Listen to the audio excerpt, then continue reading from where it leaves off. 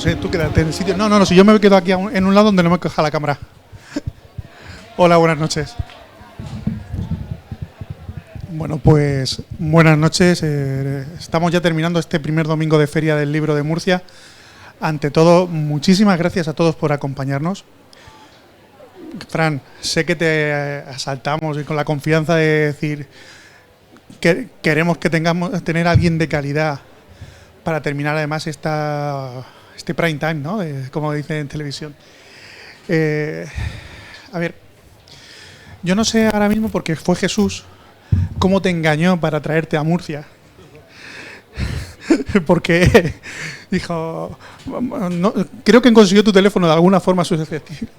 Manuel, tienes que venir a Murcia sí o sí y presentar El olor del miedo en la Feria del Libro de Murcia, en la Feria Bonica.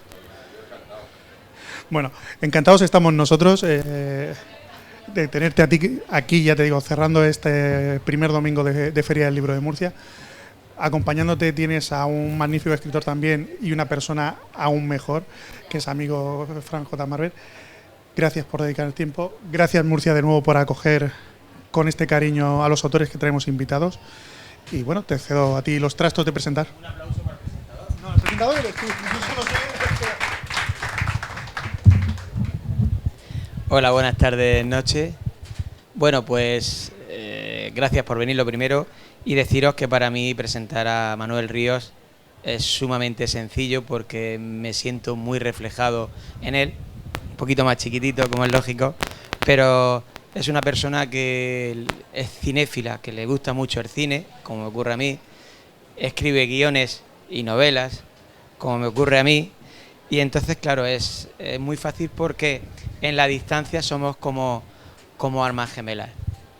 Manuel es licenciado en Ciencias de la Información, ha sido productor ejecutivo, ha sido guionista, ha sido director, ha participado en series tan conocidas como Compañeros, Colegio Mayor, Médico de Familia y otras tantas. A mí me encantó una miniserie que hizo de Rafael, porque veréis, de los grandes artistas a veces conocemos su obra, en este caso su música, pero es interesante también conocer la persona que hay detrás. Y yo ahora le doy más valor a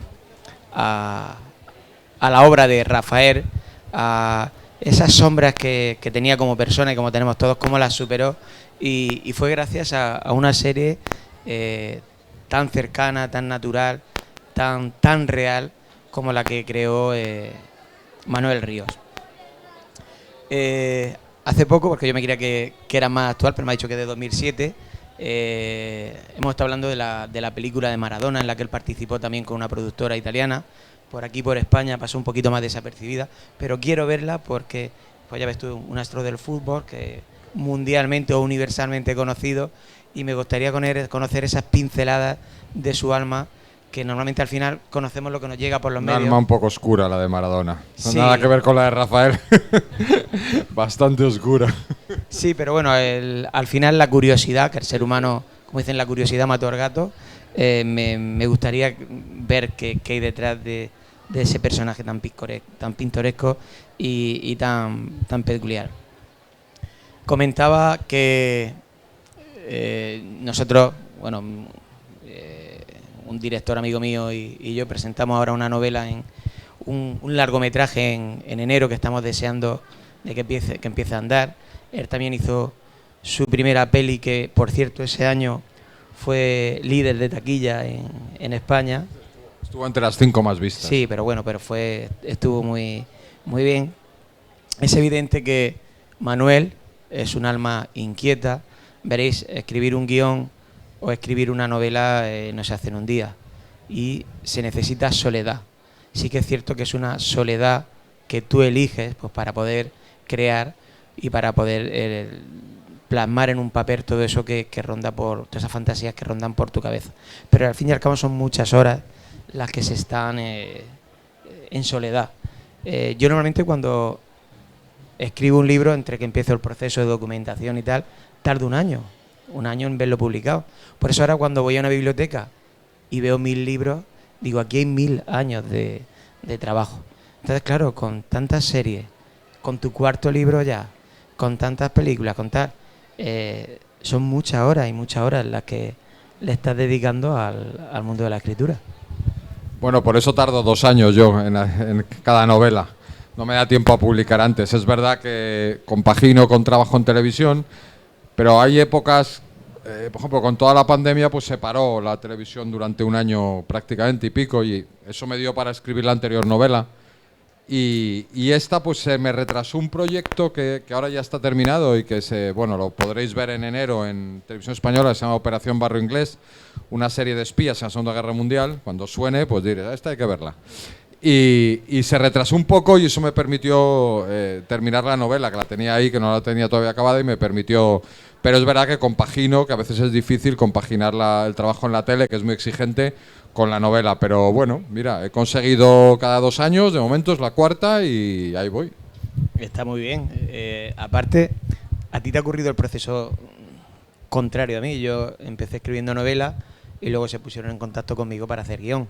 En tu caso, tú eres guionista y en 2017 te animas a escribir, a publicar Círculos, que fue tu primera novela. ¿Cómo te decides o te animas?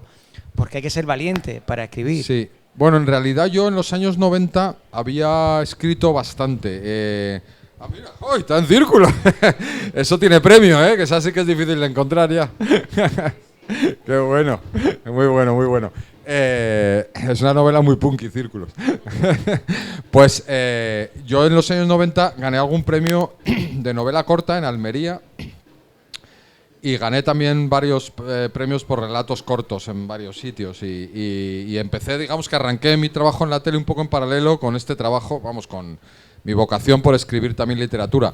Pero ¿qué ocurrió? Pues como has explicado antes, hice Médico de Familia, hice Compañeros y tuvo tanto éxito que no pude hacer nada más. O sea, es decir, cuando sucede algo como Médico de Familia o Compañeros, pues ya os imaginaréis que eso genera mucho trabajo y aparte las series no eran como ahora, había que hacer 25, 26, 27 capítulos anuales, era una locura. Y entonces dejé de escribir, durante bastante tiempo dejé de escribir novela, hasta que llegó la crisis del 2008, que en televisión llegó más tarde, llegó en el 2010, y yo dije, joder, tengo que...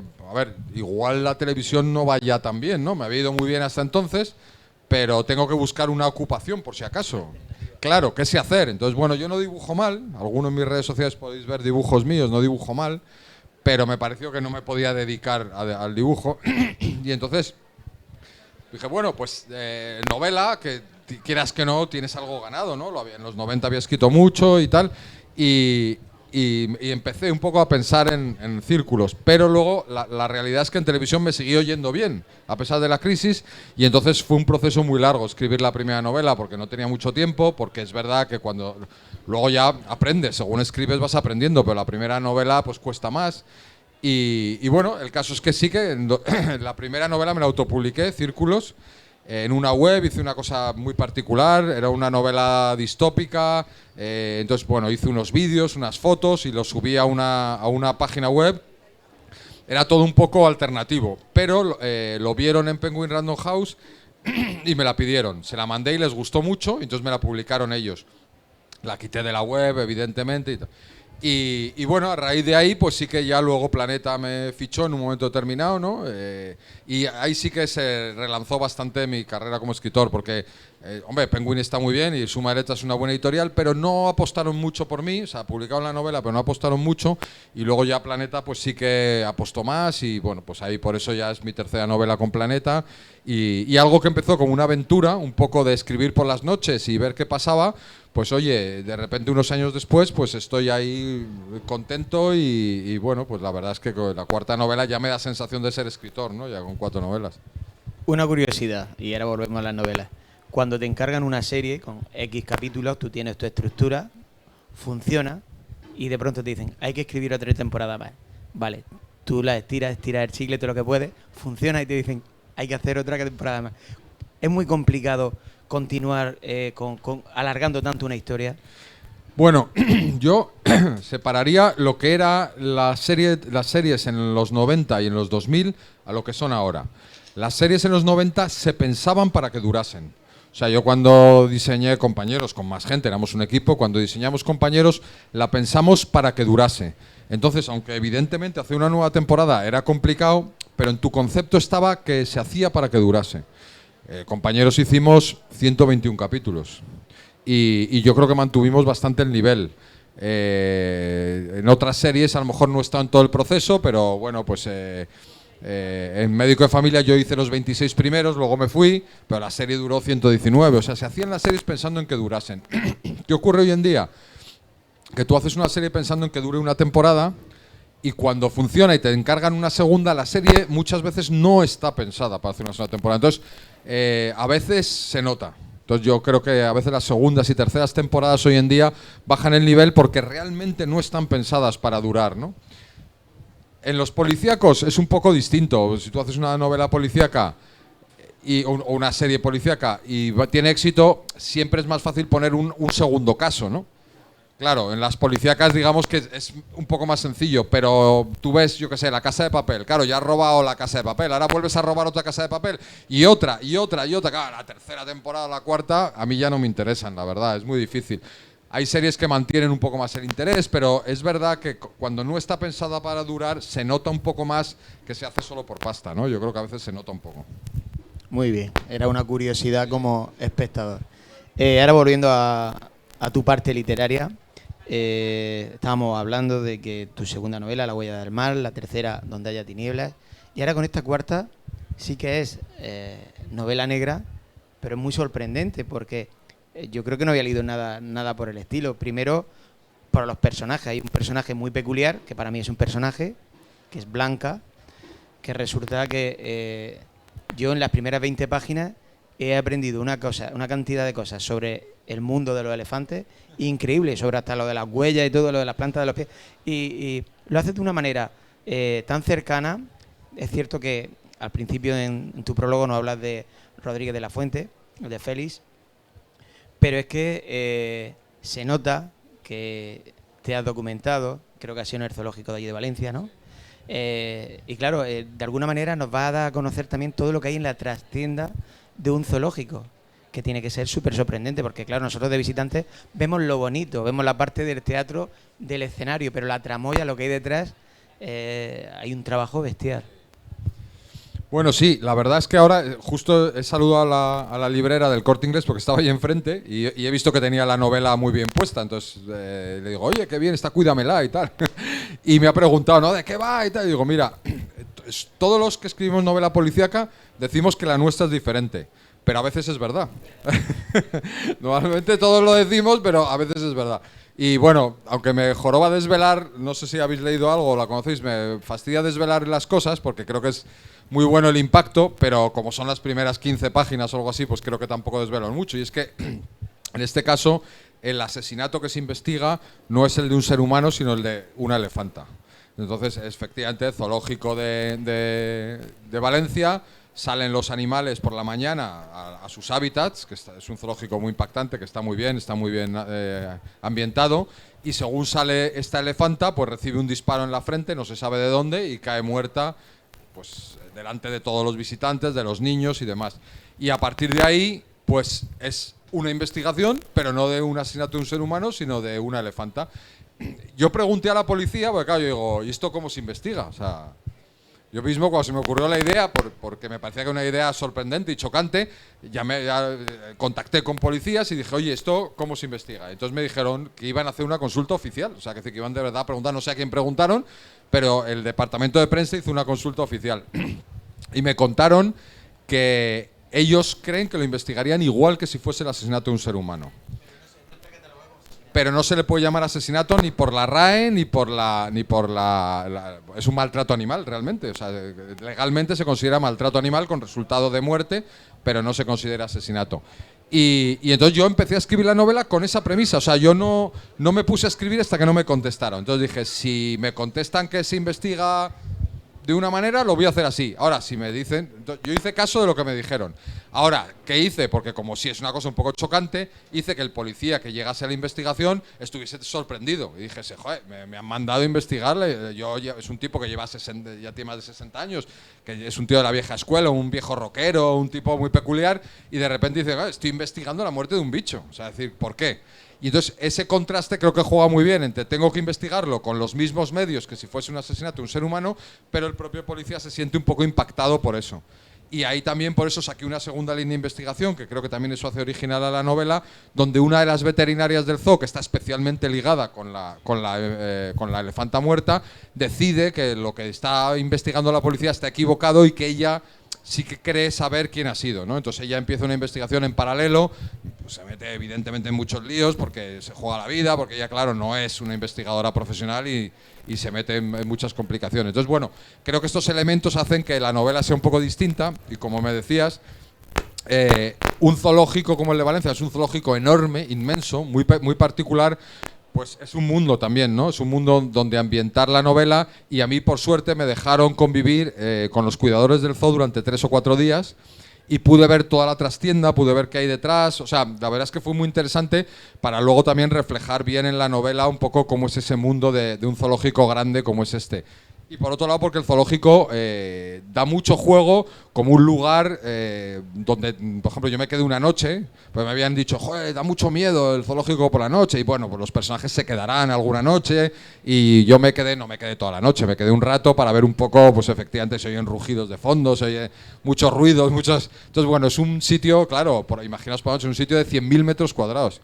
O sea, por la noche estar tú solo ahí te da una sensación de que puede pasar casi cualquier cosa y yo eso, pues bueno, en la novela lo juego bastante, como algunos personajes se tienen que quedar y lo juego bastante. Bueno, yo ya no quería profundizar mucho para no hacer spoiler, digo, lo dejaré que él cuente lo que él quiera. He contado 15 páginas. Lo que sí puedo decir que es muy mala persona porque en esas primeras 20 páginas, estoy hablando de 20 páginas, Elena, que es la veterinaria, hace que te enamores de Blanca, que es la elefanta. La descripción de todo es que es precioso. Y yo, claro, empieza a leerlo y dice, esto, lo último que es una novela policíaca. Y a partir de ahí, ese disparo es cuando es el pistoletazo de salida, ese interruptor que arranca de una manera, la verdad es que magistral, porque veréis, él tiene la particularidad o la facilidad de dosificar la información en capítulos que no son muy largos, son más bien cortos, pero siempre te deja con el gusanillo, oye, ¿por qué ha dicho esto? Y tienes que continuar leyendo. El problema es que si es por la noche, dices, bueno, voy a leer un capítulo más, y cuando está terminando el capítulo, suelta otra píldora. Claro, los que tenemos que trabajar por la mañana es una faena. No haber empezado. No, es verdad que yo trabajo mucho la estructura en todas mis novelas y en esta especialmente yo trabajo en pizarra siempre y con post-it de colores. Entonces en los post-it voy anotando qué pasa en cada escena de la novela. Y eso me permite que tenga mucho ritmo y me permite dosificar mucho la información y bueno, lo trabajo mucho para que el lector, pues efectivamente, o sea, no es una novela a lo mejor de muchísima acción, pero sí es una novela de mucha intriga, de que cada capítulo te aporto algún dato que tú dices, tengo que leer el siguiente, acabo el capítulo y digo, tengo que leer otro, eso sí lo juego yo creo bien, también por mi labor como guionista y luego es verdad, son capítulos cortos, vivimos en una etapa en la que fijar la atención es difícil, o sea, si todos estamos en Twitter, en Instagram, en TikTok, en no sé qué, y tenemos claro, la inmediatez y todo corto, entonces bueno, yo creo que lo he sabido jugar para que el lector tenga un poco esa sensación también de avidez que nos crean las redes sociales, que tú lo tengas leyendo la novela y que te genere la ansiedad de leer más, ¿no? Y de miras el capítulo siguiente y tiene 5 páginas, venga, sí, uno más. El siguiente tiene 4, uno más, venga, sí. Todo eso creo que está bastante bien jugado y bueno, yo creo que de momento además la recepción está siendo muy buena por parte de los lectores y bueno, pues eso siempre hace ilusión, claro. Luego otra cosa que me gusta mucho, es decir, describir un personaje muy sencillo, sobre todo los rasgos físicos, pero es que los describes psicológicamente y también es a lo largo de los capítulos, porque vas descubriendo nuevas pinceladas de cada uno de los personajes, tanto de Cristina como de Sidi, como de Elena, que te van sorprendiendo y realmente vas conociendo el personaje poco a poco. A veces es más bonito conocer el interior de un personaje, su psíquico, que su físico. Y en eso también lo borda y lo hace muy bien. Sí, para mí la creación de personajes es muy importante y es verdad que hay veces que los policíacos, los personajes son un poco arquetípicos, ¿no? El policía, el tal, y yo intento que sean más humanos, o sea, que de verdad tú te dé la sensación de que esta gente existe, cuento un poco de su vida familiar, o sea, es decir, yo creo que quiero que queráis al personaje, ¿no? Que sepáis de su vida, que os importe, que no solo os importe resolver el conflicto, ¿no? A veces, y es verdad, hay lectores del policíaco que solo quieren saber quién lo ha hecho.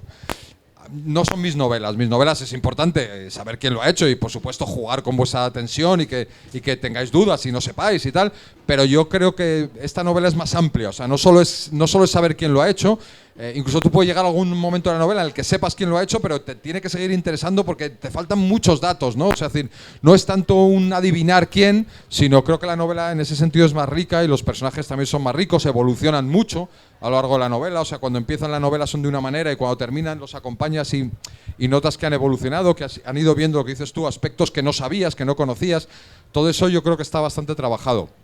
Y hay una cosa que me pasa a mí, y es que yo también, aparte de guionista, he sido director, sobre todo de series, también alguna película, como os ha dicho, y cuando diriges y te enfrentas con el mundo de los actores son muy exigentes. Entonces hay dos cosas que te exigen y que eso te enseña mucho. Una es que los diálogos sean naturales.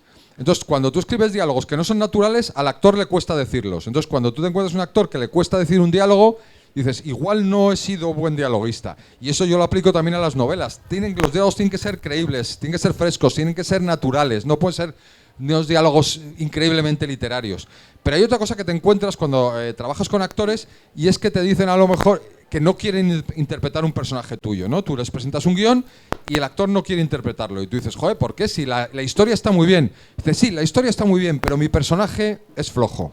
Entonces, cuando tú estás acostumbrado a ofrecerle un papel a un actor conocido, el actor es muy exigente y su personaje tiene que ser muy bueno. O sea, no le vale con que el personaje no esté mal, con que la historia no esté mal, no, su personaje tiene que ser muy buen personaje. Y eso a mí me hace ser muy exigente con mis personajes. Yo siempre pienso, ¿qué me diría un actor? Un actor querría interpretar este personaje y entonces hasta que no pienso que sí, pues lo sigo trabajando. No me vale ese personaje. Tiene que tener más capas, tiene que tener más evolución, tiene que tener más interés, tiene que tener más interés, ¿no? Entonces, es una manera que yo mismo me exijo para que los personajes estén más trabajados a lo mejor de lo habitual. Estoy recordando, porque nosotros en un rodaje, fíjate, estaban un actor y una actriz y el actor le decía, es la tercera copa que se tomaba. Ahí empezaban a hablar y ella, bueno, es que tenía un día mal y tal. Y entonces me dice el marido, ¿cómo es de machista? Digo, perdona, sí, ¿cuánto quiere a su mujer? Digo, vamos a ver, tú lo único que tienes que decirle, oye, que es la tercera que te está tomando. No, es que yo quiero saber cómo es él. Y entonces se pusieron a hablar media hora los dos, a discutir, como si fueran un matrimonio, para llegar a la tercera. Es que el fin de semana pasado no te quisiste quedar tú con los críos. No, porque yo tenía un partido. Todo esto no estaba escrito en ningún lado. Dos personas creando en un momento un diálogo, un actor y una actriz, para llegar al momento en que ella coge una copa y entonces le dice, es la tercera. Y yo me quedé muerto y digo, se me ponen los pelos de punta. Cómo crean el personaje, cómo lo enriquecen mucho más de lo que nosotros los guionistas lo habíamos pensado. Sí, efectivamente, y eso te hace ser exigente. La siguiente vez, tú has vivido eso, la siguiente vez que escribas un personaje, vas a pensar en todo eso. Vas a decir, no solo escribo que se tome una copa, sino que tengo que pensar de verdad qué le lleva a tomarse una copa y qué le lleva a la mujer a decir, es la tercera, en vez de callarse o en vez de tal. Entonces, efectivamente, todo eso necesitas que los personajes tengan un pasado, una manera de ser y todo eso que tú ves por culpa de un actor o a causa de un actor, a ti te hace efectivamente que la siguiente vez que te plantees un personaje seas más exigente y pienses más en cómo tienes que crearlo. Bueno, una cosa que os voy a desvelar también es que en realidad no vais a leer una novela, vais a leer una película, porque estamos hablando de que el escritor es guionista y la estructura y la forma de contarlo es muy visual. Es decir, yo he estado leyendo El olor del miedo y estaba viendo la peli, que me encantaría que se llevara al cine. Bueno, eso es muy difícil. Pero no, yo sí que escribo de una manera muy visual, porque yo lo que pretendo no es que estéis en vuestra casa, en vuestro sofá, leyendo una novela y leyendo lo que les pasa a los personajes. Yo lo que intento cuando escribo es que estéis en el zoo. O sea, que de verdad os dé la sensación de que casi no estáis ni leyendo, sino que estáis en un sitio concreto, donde hace un tiempo concreto, donde hay una gente concreta, donde hay unos árboles, donde tal. Entonces, tampoco quiero ser muy prolijo en las descripciones del lugar. Es como más de sensaciones, de transportaros ahí, de que tú estés con la sensación de que es de noche, de que tienes miedo, de que... Y eso te hace vivirlo de alguna manera como si estuvieses en una película. Eso para mí sí que es importante. Y eso no sé cómo se logra, pero yo es verdad que de alguna manera lo intento y por lo que me decís sí que en cierta medida lo consigo, ¿no? Que de verdad os transportéis al sitio donde yo escribo y os transportéis y sintáis lo que están sintiendo los personajes. Yo lo digo un poco de broma cuando alguien me dice, ¿cómo escribes? Y yo siempre digo que yo escribo por posesión. Y entonces me dice, ¿cómo escribes por posesión? Sí. ¿Eso qué quiere decir? No que venga un espíritu y tal, sino que yo, de alguna manera, visualizo la historia que quiero. O sea, visualizo esa escena, visualizo esa situación, visualizo el disparo de Blanca. Lo estoy como viendo en mi mente y de alguna manera yo estoy transcribiendo lo que veo. Es como si yo contase algo que he visto y os lo contase a vosotros de una manera literaria.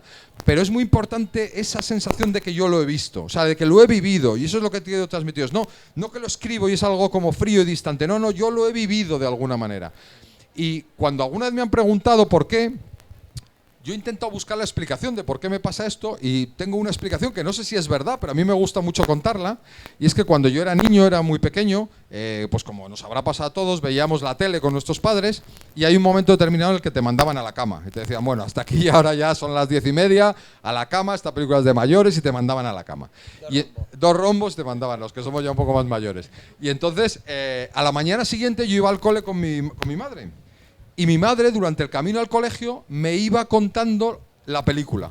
Entonces, me transmitía durante el camino, me contaba, supongo que quitaría algunas escenas un poco que no se podían saber, pero me la contaba y yo con el tiempo me di cuenta que me la contaba muy bien, porque yo veía esa película. Ese camino al colegio era viviendo la película, ¿no? Entonces, de alguna manera, eso yo creo que me ha quedado a mí y es un poco lo que intento hacer, ¿no? Es como si yo hubiese visto esa película o hubiese vivido esa historia y mi obligación fuese contárosla en ese camino al colegio, ¿no? En el camino que vosotros iréis al trabajo o estaréis en la cama antes de acostaros, pues acompañaros y contaros esa historia que yo conozco y vosotros no y de alguna manera transmitírosla de una manera que la viváis, como la he vivido yo.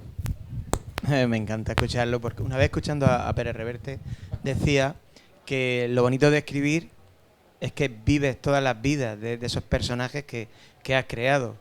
Unos muy buenos, otros muy malos, otros muy egoístas y más o menos lo que tú nos estás diciendo. La novela se titula El olor del miedo. ¿Se puede oler el miedo? Yo no, porque tengo muy mal olfato, pero dicen que los animales sí. A ver, yo creo que no es tanto el olor del miedo, sino que el miedo sí que es un tema que está muy presente en la novela, en todos los sentidos, ¿no? Pero os voy a contar alguna anécdota porque la novela de fondo trata de animales, habla de animales, ¿no? Es un zoológico y habla de animales. Entonces he tenido oportunidad de conocer historias de animales curiosas que de alguna manera están en la novela, ¿no? Por ejemplo, hay una y es las jirafas son un animal muy miedoso, especialmente miedoso. Y en la naturaleza las jirafas duermen de pie, porque claro, saben que por la noche los leones es cuando atacan y no duermen medio cerebro, luego una cosa rara y están siempre de pie, no se tumban nunca. Y sin embargo en el zoológico de Valencia, cuando empieza a atardecer, las jirafas se acercan y todos los animales duermen en cobijos, duermen en cubierto. Y las jirafas ellas solas se acercan enseguida y, como digo yo de broma, llaman a la puerta y como, oye, ábreme que se hace de noche y ahí sé que hay leones en el zoo. Y entonces abren la puerta, entran en sus cobijos y se tumban para dormir. O sea, es decir, el zoológico es un espacio libre de miedo para las jirafas. Y entonces se tumban, cosa que no hacen en la naturaleza. Pues te das cuenta cómo el miedo condiciona completamente la reacción de los animales. Hay una historia, en los que queráis seguirme en Twitter, escribo muchos hilos sobre comportamiento animal. Y he escrito un hilo esta última semana que ha sido bestial, o sea, me ha sobrepasado completamente. Hoy he visto que llevaba como 580.000 visionados, o sea, ha sido una locura. Llevo una semana que no he hecho otra cosa que contestar gracias a todo el que me escribía. Y os cuento la historia que cuento en el hilo, ¿no? Que tiene mucho que ver con esto. Y es el parque de Yellowstone, que es el primer parque natural que hubo en el mundo, que está en Estados Unidos, pues hace un siglo, justo ahora, desaparecieron los depredadores, desaparecieron los lobos y los pumas que había. Y entonces, ¿qué ocurrió? Desaparecieron porque nos los cargamos los humanos. Entonces, ¿qué ocurrió? Que los ciervos perdieron el miedo y salieron a la pradera. Los ciervos que vivían escondidos en el bosque tal, salieron a la pradera porque no tenían miedo. Y al salir a la pradera empezaron a comerse todas las plantas que no eran las habituales que se comían. Pero además empezaron a ser agresivos con otros animales y echaron del parque a todas las especies de herbívoros más pequeñas, porque empezaron a crecer en número, al no tener depredadores, y echaron a las especies más pequeñas. Al irse los herbívoros más pequeños, los zorros no tenían que comer y se fueron. Pero ya entonces, claro, llegó un momento en el que nadie moría. Se fueron también las águilas, porque no había especies pequeñas. Ya nadie moría en el parque, porque como los herbívoros pequeños se habían ido y los ciervos no se morían, porque nadie se los comía, se fueron los buitres. Pero es que llegó un punto donde los ciervos comieron tanto y eran tantos que cambiaron el curso del río y el río se estancó. Se empezó a estancar, empezó a hacer meandros, ya no era un río que fluía normal, sino por culpa de lo que comían y la vegetación empezó a crecer de una manera diferente. Bueno, total, que llegó un momento que se fueron los castores. Prácticamente se quedaron solo los ciervos en todo el parque de Yellowstone, que había sido un parque maravilloso. ¿Qué ocurrió? Que esto duró 70 años. El parque estuvo en malas condiciones 70 años. Y a finales de siglo, hace ya como unos 20 y tantos años, empezaron a reintroducir las manadas de lobos. Y como en 4 o 5 años, todo cambió. Los lobos empezaron a comerse a los ciervos, los ciervos disminuyeron en número, llegaron los herbívoros que se habían marchado, llegaron los zorros, llegaron las águilas, llegaron los buitres. El río en poquísimos años recuperó su cauce anterior y volvieron los castores. Al volver los castores volvieron las ranas, volvieron los peces, volvieron... O sea, es decir, cómo reintroduciendo una especie cambió todo se volvió a equilibrar, ¿no? Que es el problema de la naturaleza si no está equilibrada. Y a esto le llaman la ecología del miedo. O sea, es decir, de repente el miedo es el que hace que las cosas estén en su sitio en la naturaleza también. Bueno, esto es una respuesta. La respuesta la sabemos todos. ¿Cuál es el animal más peligroso o el peor que hay sobre la faz de la Tierra? Pues mira, esto explica un poco con lo que he contado antes. El animal más peligroso en el parque de Yellowstone era el ciervo. ¿Y por qué digo esto? Porque el animal más peligroso casi siempre es el que no tiene otra especie que le contrarreste. Mientras tengas una especie que te contrarreste, todo está equilibrado. ¿Qué ocurre? Que el ser humano hoy en día no tiene una especie que le contrarreste. O sea, es decir, hemos llegado a un momento en el que somos tan eficaces que no hay otra especie que nos pueda parar. Pero, y yo me gusta hablar bien del ser humano, porque para hablar mal ya están las redes sociales, y evidentemente tenemos muchas cosas malas, no lo vamos a negar, pero somos la única especie que nos plantamos cara a nosotros mismos. O sea, es decir, que intentamos limitarnos. No hay ninguna especie que nos limite. Y nosotros ponemos normas, ponemos leyes, intentamos... pero es muy difícil, lógicamente. Ahora, imaginaros, yo qué sé, ¿cuánta gente vive en Murcia? ¿Cuánta gente? No sé, 400.000. Puede ser, ¿no? Es una cifra más o menos. Imaginaos 400.000 chimpancés viviendo aquí. O sea, se matarían, en 2 días se habrían matado todos. 400.000 leones, 400.000 lo que fueran. Y sin embargo, estamos 400.000 personas viviendo y nos llevamos medianamente bien. O sea, es decir, que hay pocas... o sea, la gente, hay un semáforo, la gente se para, la gente compra un libro y lo paga... O sea, es decir, que en general el ser humano es bastante colaborativo. O sea, no somos tan cafres como creemos. Ahora, es verdad que sale un cafre y llama mucho la atención. Y eso, pues es así. No, yo me refería que, por ejemplo, cuando el COVID, cuando nos encerraron a todos, que estuvimos 1 mes y medio encerrados porque es que no había más remedio. Y yo pienso que una vez al año nos tendrían que encerrar 1 mes porque la capa de ozono se regeneró a los términos de los años 80. Me acuerdo que los ciervos bajaban cerca de las ciudades, los delfines se acercaron a la costa. Y entonces te das cuenta y dices, tú hay que ver el ser humano que no han tenido encerrado un mes y medio y cómo la naturaleza otra vez ha vuelto a lo suyo, ¿no? Recordando un poco la película de Will Smith, que se veía toda la ciudad llena de plantas. Por eso te preguntaba si realmente el ser humano es el ser más destructivo. Quería que me dijeras que sí, porque es cierto que dicen que somos el más racional, pero yo qué sé, a veces ve algo bonito y simplemente por el hecho de que es bonito, bueno, pues le pega una patada o lo rompe. Además hay una curiosidad que una vez escuché, y es que somos los únicos animales que ponemos un despertador para despertarnos. Cualquier animal se despierta cuando ya no tiene más sueño. Nosotros ponemos algo para que nos despierte. Y es muy curioso. Pero también ponemos algo para no acostarnos. También ponemos la luz. O sea, es decir, ¿qué habría sido sin el fuego?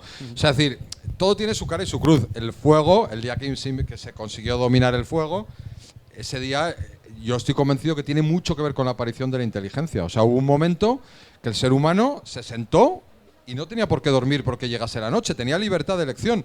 Y se puso un fuego y claro, estaban en el fuego pasando horas y alguien en el fuego, no sé en qué momento, contó una historia. O sea, el origen de la ficción está en un fuego seguro.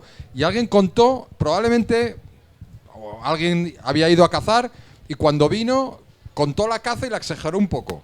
Y la exageró otro poco y al final contó una historia que era mentira, que es la ficción, que es una cosa sorprendente. O sea, el ser humano inventa historias. O sea, y ya no esto que es relativamente fácil. O sea, hace películas que valen millones. O sea, pensarlo, es que es muy loco. O sea, de repente, unos tíos se ponen, escribe un guión, vienen los 2 actores, un tío lo rueda, hay efectos digitales, ponen música y de repente tú, un montón de gente, vamos a una sala de cine y vemos una historia complicadísima, carísima, que ha creado el ser humano. O sea, es decir, eso es maravilloso. Eso, o la música, te vas a ver una ópera, te vas a ver, o un partido de fútbol. O sea, es decir, yo creo que el ser humano hace cosas brillantísimas. Lo que pasa es que, bueno, la inteligencia sirve para cosas brillantísimas y sirve para cosas pues, negativas, lógicamente. Pero hay cosas brillantísimas.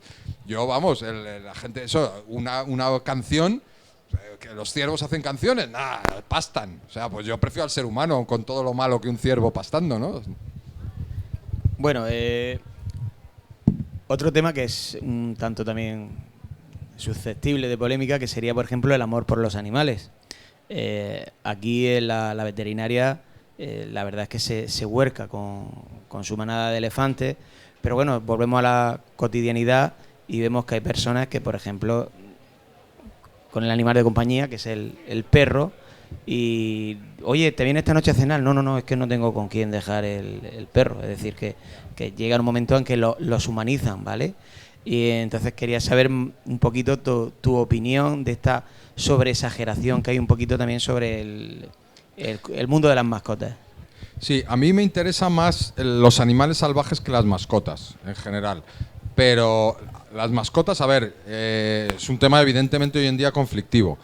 Yo creo que hay que llegar a un equilibrio. Por un lado, es verdad que las mascotas te dan algo, te generan algo que no te da nada ni nadie más. O sea, sacan de las personas algo, un cariño, algo que es muy sorprendente y es algo muy especial. Y en ese sentido yo creo que las mascotas son beneficiosas en general para la gente que está sola y gente que no. O sea, es decir, generan algo positivo en general. Pero es verdad, como tú dices, que yo me cuesta entender, o sea, yo dejo a mis hijos en casa y me voy a cenar fuera.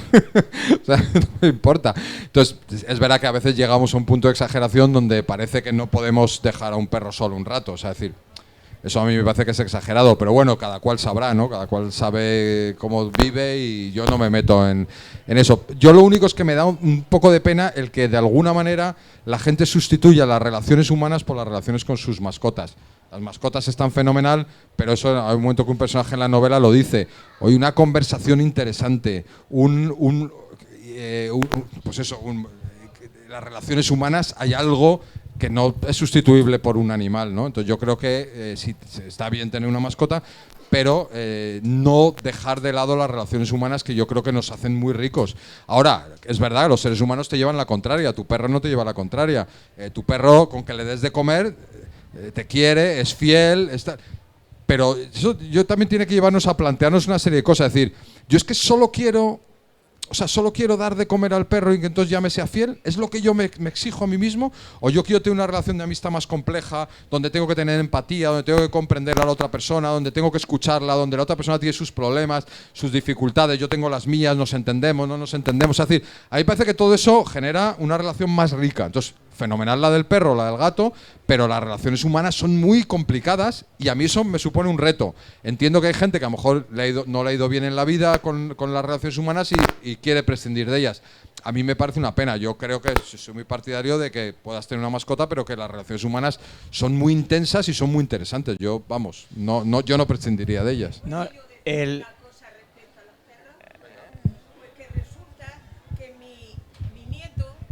hacía la comunión y se empeñó en que ahora, como tiene el internet y todas esas cosas, en un perro. Y su padre, como se le caen los pantalones y tocó el perro. Pues bueno, el crío, ahí viene en un avión un perro que es como de estos que llevan los trineos, todo blanco, una maravilla. No lo quiere sacar en la playa a hacer pipí, ni popó, ni nada. Menudo trabajo da un perro. Y yo que no quiero perro tengo que tragar perro. El perro se me mete debajo de mi cama. Pues no, yo ya le he dicho que no, y es muy entendido. Ya le he dado con la zapatilla en el suelo, que vea que no, que conmigo... Pero, ¿quién le da de comer? ¿Quién lo saca 3 veces a hacer pipí y popó? Menuda obligación. Anda, anda. Un aplauso para la señora. El preguntarte, por eso he dicho que era de polémica. No, el preguntarles porque, si os fijáis, Elena al final se involucra tanto con el cuidado de sus animales y con lo que le ocurre a esta elefanta, a Blanca, que es capaz de meterse o de inmiscuirse en esa investigación. Por eso quería llegar aquí, de cómo ella también es por amor a su trabajo, pero es que realmente es veterinaria porque ama a los animales. Y entonces, cómo alguien, hasta qué punto es capaz de, en algo tan complicado como es una investigación policial, se llega a involucrar. Bueno, a mí, ¿qué voy a decir yo? A mí los animales me fascinan. O sea, a mí de pequeño mi madre me leía los libros de Félix Rodríguez de la Fuente en vez de los cuentos infantiles. O sea, que a mí desde niño me han encantado los animales y me importan mucho y ojalá los conservemos y ojalá conservemos la naturaleza. Yo ahí sí que creo que quizá el mensaje que estamos transmitiendo es un poco equivocado, ¿no? Porque el mensaje sobre la naturaleza y sobre los animales es un mensaje culpabilizador. Como lo estáis haciendo mal, todo es un desastre, os estáis cargando la naturaleza, y eso lo único que hace es deprimirte y generar apatía, enfado, cabreo, malestar. Yo creo que el mensaje tiene que ser todo el contrario. La naturaleza es preciosa, los animales son estupendos, vamos a cuidarlos. Pero porque son bonitos, porque son maravillosos, porque son fascinantes, porque son sorprendentes. Entonces, yo creo que es mejor siempre un mensaje positivo que un mensaje culpabilizador y negativo, ¿no? Y como dices, claro, la veterinaria, que es su trabajo y que además es una persona muy emocional, cuando muere Blanca ella se siente muy, muy implicada. Yo quería que la novela fuese muy emocional, porque me parece que el tema de los animales tiene ese componente emocional. Entonces, a veces los policíacos son un poco más fríos, son un poco más de investigación, de saber quién lo ha hecho, y sin embargo esto es un policíaco que yo creo que sí que es muy emocional. O sea, las emociones están a flor de piel y a mí me gustaba ese reto en una novela, ¿no? Y eso me permite que la veterinaria, que es especialmente, pues eso, se siente muy implicada, yo creo que también es una investigación diferente y te hace que el policíaco sea un policíaco un poquito distinto, que no tenga la investigación única policial, que es un poquito más habitual y que también la tiene y que yo creo que además está muy bien, pero tiene ese componente que es más visceral y que a mí me funciona y me gusta. Me parece que hace que sea una novela un poco distinta. Ahora voy a dar paso a que preguntéis también vosotros. A mí me ha sorprendido mucho lo del el mundo elefante. De hecho, he hecho mis propias investigaciones después de leerme la novela. Y hay una cosa que yo siempre he oído. Nosotros tenemos nuestros cementerios. Siempre he oído hablar de los cementerios de elefantes. Y luego también de la particularidad de cuando un animal nace albino, porque también hay aquí, por ejemplo, tribus indígenas que nacen albino y es un estigma, o antiguamente en la nobleza, si tenía un hijo albino también lo trataban de esconder. Y entonces al final hay mucha similitud entre esa sociedad humana y esa sociedad animal. Y creo que en una entrevista tú dijiste que hay miedo a lo diferente, ¿puede ser? Sí, a mí lo que me gusta, y eso en la novela está muy presente, es qué queda de los animales en nuestro comportamiento, o sea, ir al origen. ¿Por qué tenemos un comportamiento los humanos? Entonces te vas a los chimpancés y a veces más lejos, más a los leones, Entonces, investigar qué hay de ese comportamiento. Y te encuentras con cosas muy sorprendentes, como lo que has mencionado de los albinos. Por ejemplo, los chimpancés matan a las crías albinas. O sea, cuando nace una cría albina, los chimpancés la matan. Probablemente porque esa cría albina en un árbol se detecte muy fácil y el leopardo, cuando lo vea, ataque a esa familia, ¿no? Entonces matan a las crías albinas. Claro, tú ves que hay sociedades, como decías tú, humanas, donde incluso matan todavía en algún pueblo perdido a los albinos o los ocultaban, como cuentas tú. ¿Qué ocurre? Que yo creo que nosotros, el ser humano, tiene luego una inteligencia que ha desarrollado. Entonces, esa inteligencia debe mediar en eso. Pero cuando vemos comportamientos, entendemos de dónde vienen. En los casos de los chimpancés y demás, cuando viene un forastero, lo reciben mal. Entonces, no tenemos que culpabilizarnos. Nosotros, es evidente que hay algo genético de que cuando viene uno que no conocemos, nos genera inquietud.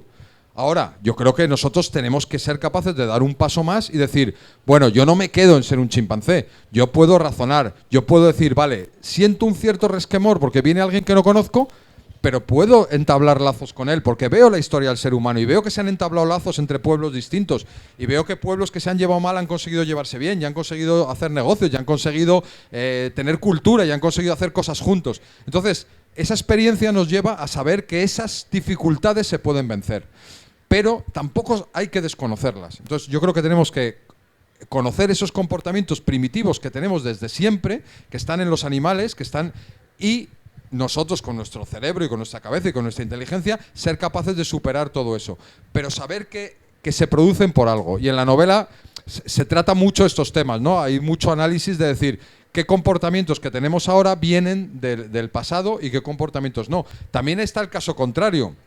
Por ejemplo, cómo hay una cosa muy curiosa y es, por ejemplo, los chimpancés cuando tienen una cría, esa cría es muy importante para la madre, porque cuando das el pecho se te generan unas hormonas que te dan placer similares a la cocaína, ¿no? Y en los animales todo eso es como está mucho más natural, se produce unas endorfinas y tal, bestiales de amor por la cría.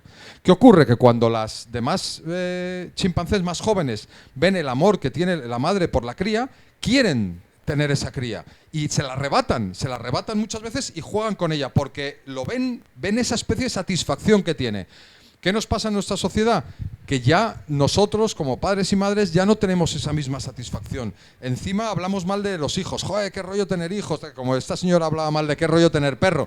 ¿Qué ocurre? Que no generamos ninguna ganas de que alguien quiera tener hijos. O sea, es decir, porque parece que es un horror tener hijos. Y entonces hemos perdido esa naturalidad con la que los chimpancés o los leones o tal tienen descendencia. Nosotros hemos perdido esa naturalidad. Y entonces, claro, es más difícil querer eso. Bueno, pues todo eso de alguna manera está presente en la novela, ¿no? Tanto las cosas que vienen del pasado, de nuestros ancestros, de nuestros antepasados comunes con los animales, cosas que tenemos todavía y cosas que hemos ido perdiendo, unas para bien y otras, pues no sé si tan para bien. Bueno, no te voy a preguntar por el inspector Casilla porque es otro animal un tanto peculiar y tampoco queremos desgranar mucho la novela. Hola, buenas noches. ¿Tú tienes perro? Vale. Me alegro de verte, Andrés. Buenas noches. Tenemos aquí un zoológico increíble. Madre mía. Bueno, quería deciros que Manuel ha hecho un esfuerzo increíble para venir hoy de Madrid. Mañana se va a traer temprano. Sabéis cómo están las comunicaciones con la capital, bueno, con el resto de España, porque estamos prácticamente incomunicados. Y es un lujo tenerlo aquí y si queréis hacerle alguna pregunta, algo que a mí se me haya pasado. Yo he intentado ser muy delicado porque no quería desgranar la novela. A mí me ha sorprendido todo. Hay también un triángulo amoroso, hay una serie de cosas que no hemos querido hablar. Ahí he visto que nos hemos centrado más en lo peculiar de esta novela negra, que es los animales, y que al final los quieres como personas, al final es verdad que son unos personajes también. Es un personaje más. Entonces, pues, como tenemos la suerte de tenerlo aquí y tenemos la suerte de tenerlo a vosotros, si queréis hacerle alguna pregunta, pues yo me acerco con el micro y vamos a aprovechar esa oportunidad.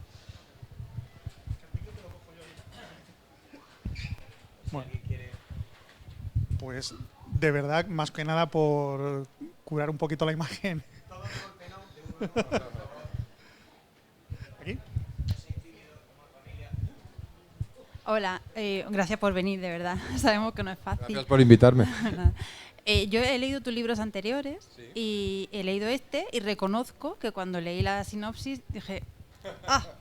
Y sin embargo, creo que me ha durado menos que los demás. Y da la sensación, al leerlo, me puedo estar equivocando, mucho, de que como que te hubiese costado menos trabajo escribirlo, no sé cómo decirlo. Sí, es la impresión que da, como que sale todo, fluye, sí. Y no sé si es una impresión o realmente, o no sé, se disfruta más haciendo una cosa diferente. Pues no mira, que dé sensación de que algo fluye de manera natural y que es fácil, es muy difícil. Esta novela me ha llevado 2 años, que es más o menos lo que me llevan otras, pero me llevó muchísimo tiempo centrar la novela. O sea, es decir, yo sabía que quería contar algo que tuviese animales de fondo, pero llegar a saber el qué quería contar y cómo quería contarlo me llevó mucho más tiempo. O sea, toda la preparación de la novela ha sido mucho más complicada, toda la estructura de la novela me ha resultado mucho más complicada que las anteriores. Y yo también creo, me da la sensación, por lo que me dicen los lectores, que es verdad que fluye mucho, incluso más que las anteriores, pero realmente lleva mucho trabajo. O sea, no sale natural. A lo mejor sale natural luego más escribir, o sea, lo que es la propia escritura. Sí que al tener capítulos cortos y tal, a lo mejor esa sí que sale de forma más natural, pero toda esa estructura para que la trama avance sí que es trabajosa, no es tan fácil. Y luego lo que dices de los animales me gusta, porque yo cuando terminé la novela, yo se la dejé a una amiga mía que no le gustan mucho los animales y dije, voy a hacer la prueba. Y ella dijo como tú, dice, joder, me la empecé a leer diciendo, a mí los animales no me interesan, y acabó preguntándome de elefantes, de todo. O sea, es decir, porque en el fondo, aunque yo hablo de animales, en el fondo estoy hablando del ser humano. O sea, es decir, porque el ser humano es un animal más. Entonces, yo creo que al leer cosas de animales, en el fondo estás hablando de nosotros como especie y de por qué hacemos las cosas y por qué nos comportamos así. Y entonces creo que eso te acaba atrapando bastante, te interesen un poco más o un poco menos los animales. Pero ya te digo, yo creo que me encanta que digas que fluye, pero creo que es fruto de bastante trabajo.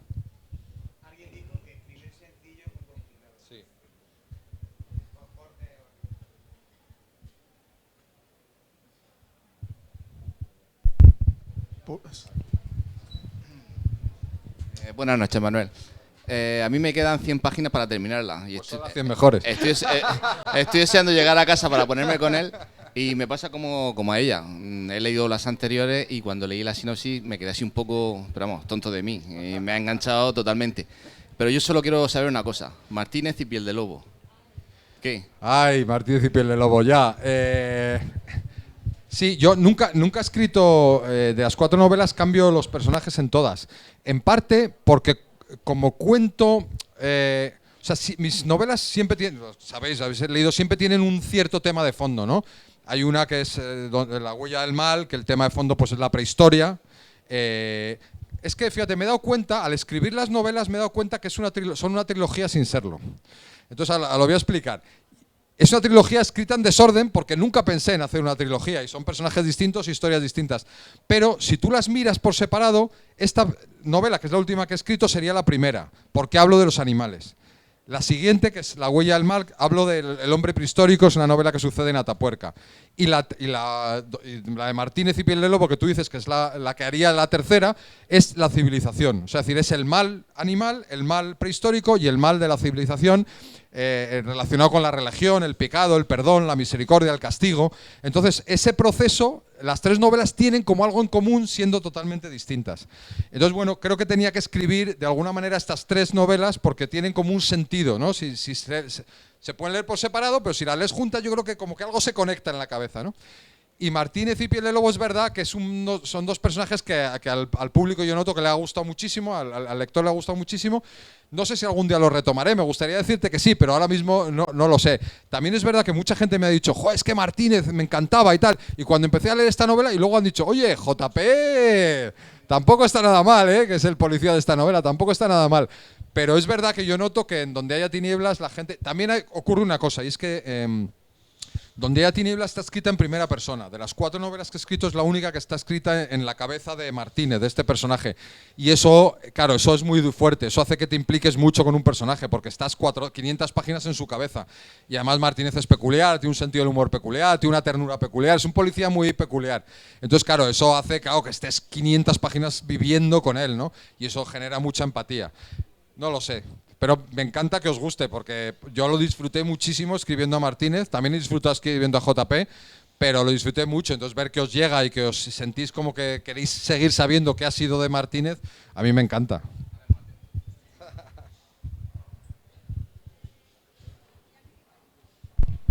Pues si no hay ninguna pregunta más, agradeceros de nuevo vuestra presencia, vuestra participación.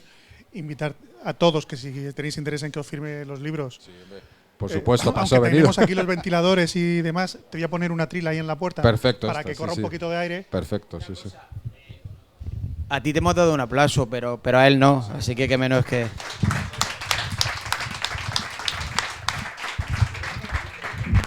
No, muchísimas gracias por venir, que ya el domingo a estas horas ya yo pensé que ya estaréis todos viendo el fútbol en la casa o leyendo.